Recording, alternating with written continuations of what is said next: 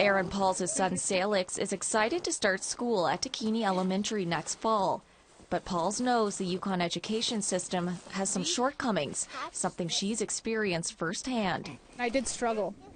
And when I started university, I also struggled, like with my reading and writing and stuff like that. You think you can get it out, Mom? That's why the Champagne and Aishihik First Nations member is voting in favor of Yukon's new First Nations school board. Takhini Elementary is one of 9 schools in the territory voting in the referendum. The schools that vote yes will join the school board for the 2022-23 school year. I was born and raised in the Yukon and went through the school system here. Like, there's a lot of strengths of our school. There's definitely strengths, but we have a lot of room for improvement so that we can better serve all of our children. Last summer, an agreement to form a school board was reached by the territorial government and the Chiefs Committee on Education. The rest of Canadians and Yukoners are going to look at the children in their school systems, and they're going to want the same for their children as well. The board will be responsible for developing First Nations content for its school's curriculum.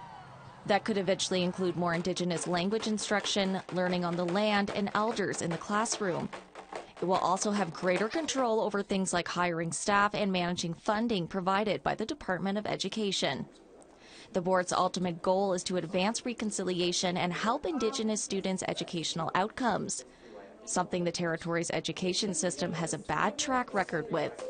We've really had to address that racism of low expectation right up front. Melanie Bennett is the executive director for the Yukon First Nations Education Directorate, which is helping set up the board. She says some parents and educators are concerned how the board will change education. This is something different. They don't know what it'll mean. There are teachers involved in schools that are saying, what's going to happen to my job?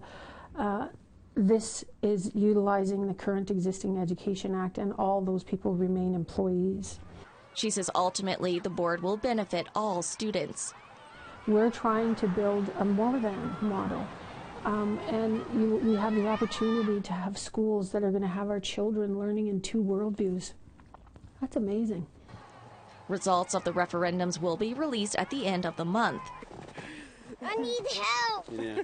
Pauls is hopeful that her son will be able to learn in a way that is meaningful to their First Nations culture. I really don't want to see another generation of children, and especially First Nations children, having the school system not meet their needs. Woo, got it. Now your turn. Sarah Connors, APTN National News, Whitehorse.